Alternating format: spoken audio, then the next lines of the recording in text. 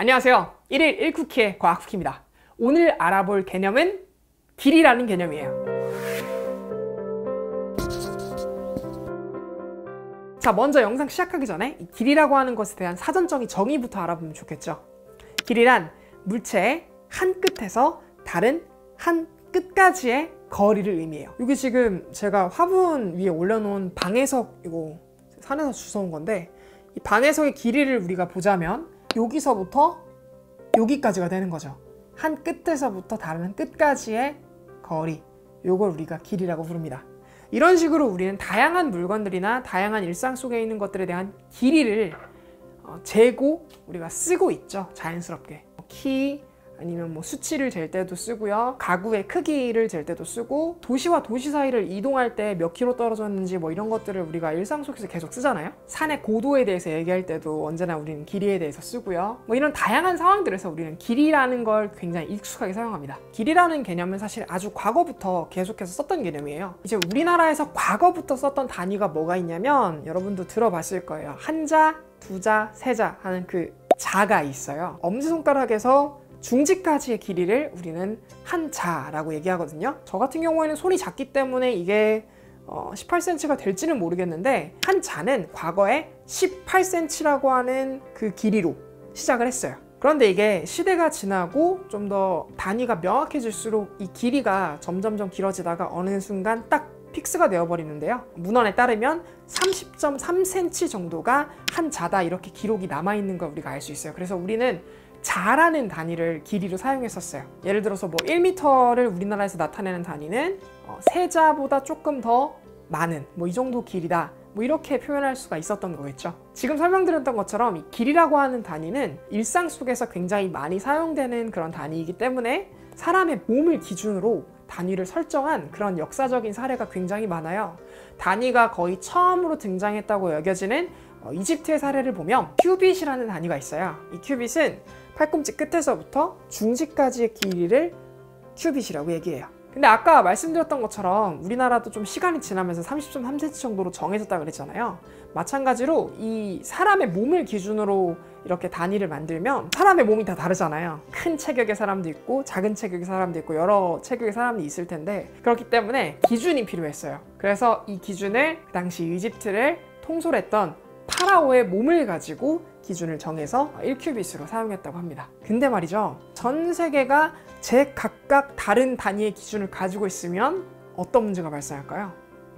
그죠? 무역에서 당연히 뭔가 문제가 발생할 수밖에 없는 거예요. 예를 들어서 만약에 우리나라가 뭐 중국한테 우리는 세자 정도의 대나무가 한 100개 정도 필요합니다, 이렇게 요구를 했을 때도 그 세자를 중국인들이 알아듣지 못하면 그건 전혀 의미가 없는 단위가 되어버리잖아요. 그렇기 때문에 이 단위라고 하는 건 어떤 거래나 무역활동, 이런 사회활동에 있어서 굉장히 중요한 역할을 담당해요. 왜 우리나라에 암행어사 있죠?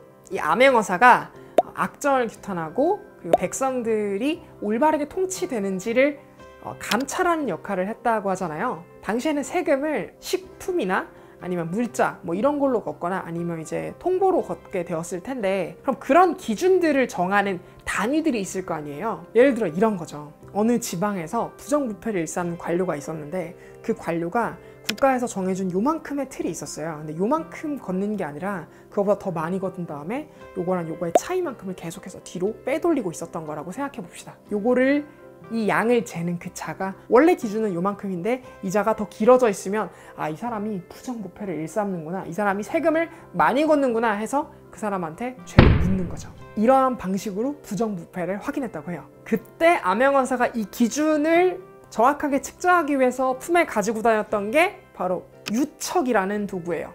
이게 이제 국가에서 정해놓은 길이에 대한 표준의 단위였던 거죠. 이런 식으로 표준은 민생에도 굉장히 영향을 많이 줘요.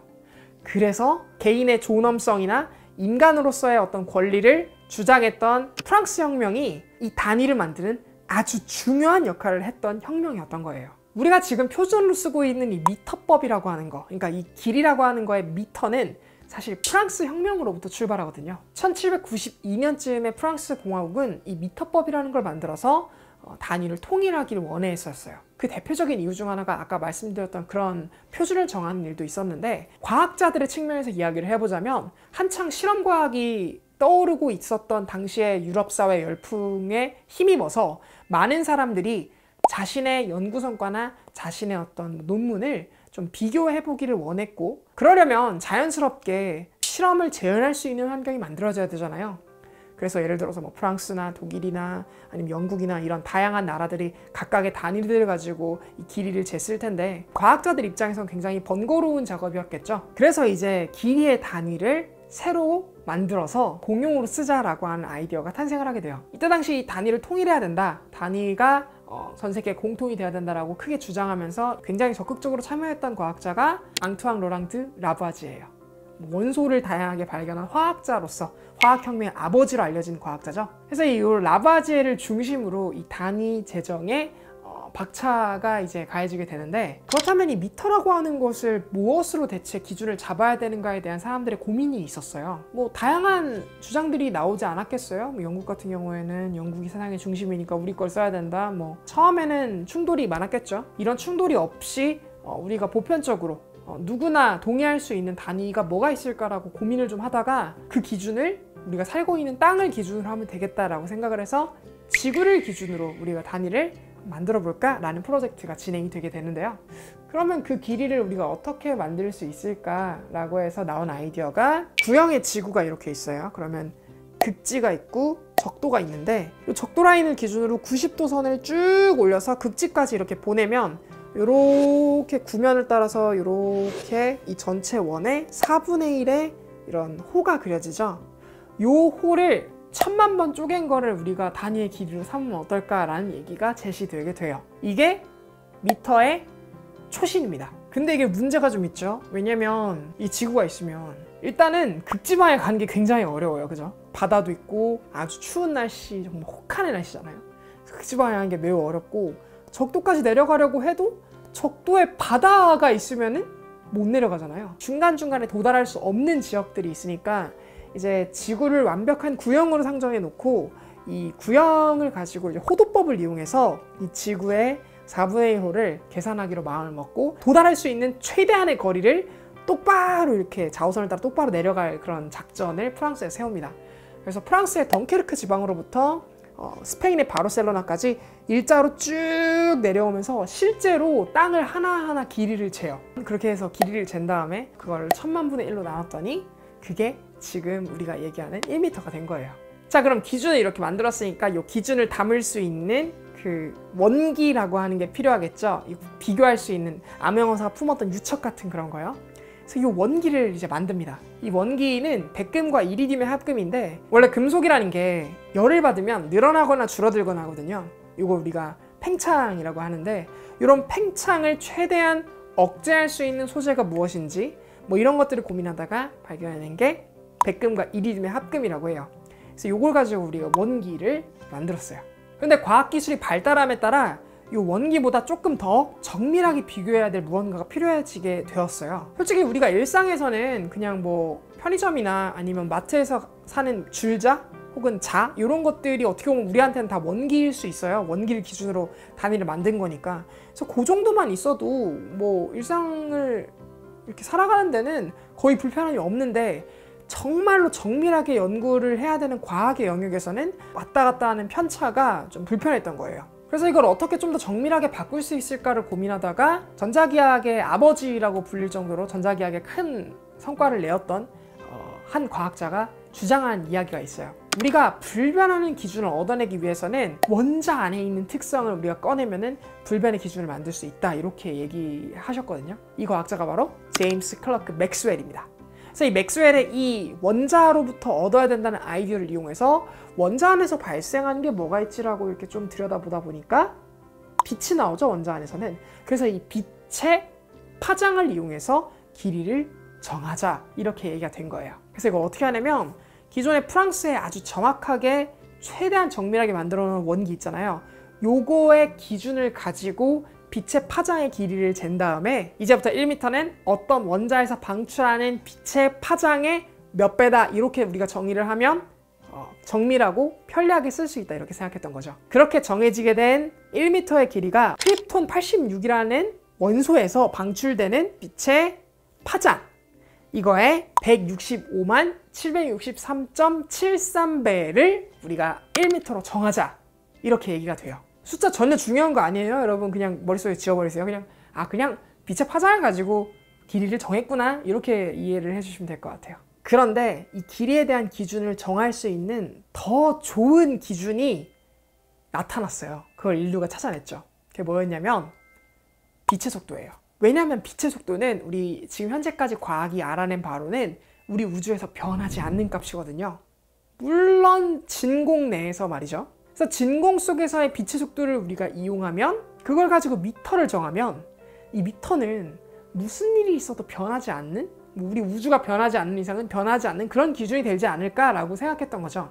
그래서 이 빛의 속도를 정밀하게 기존의 크립톤 가지고 만들었던 정밀한 미터의 단위를 이용해서 아주 정밀하게 빛의 속도를 측정하는 여러 실험들이 등장을 했어요. 그 실험들은 여기 있는 영상을 통해서 제가 여러분한테 자세히 설명을 해드렸으니 여기 있는 영상을 참고해 주시고요. 그래서 1m가 어떻게 정해졌냐면 이 빛이라고 하는 불변의 대상이 아무것도 없는 진공 속에서 2억 9,979만 2,458분의 1초 동안 움직인 거리를 우리가 1m로 정하자라고 정해버렸어요. 그래서 현재 미터의 기준은 빛의 속도를 가지고 빛의 속도를 기준으로 정의했기 때문에 절대로 변하지 않는 값이 되는 거고요. 그렇기 때문에 이 빛의 속도가 2억 9,979만 2,458.00000000에서 끝까지 깔끔하게 떨어지는 미터 퍼 세컨드, 즉 약 30만 킬로미터 퍼 세컨드가 될 수 있었던 거예요.